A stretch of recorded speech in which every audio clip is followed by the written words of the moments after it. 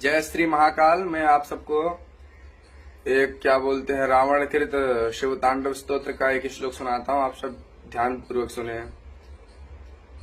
जटाटवीगलज्ज्वल प्रवाह पावित स्थले गलेवलं व्यलंबितां भुजंग तुंग मालिकां डम डम डम डम निनादमड्डमर्वयम् चकार चंड तांडवम तनोतु नः शिवा शिवम्।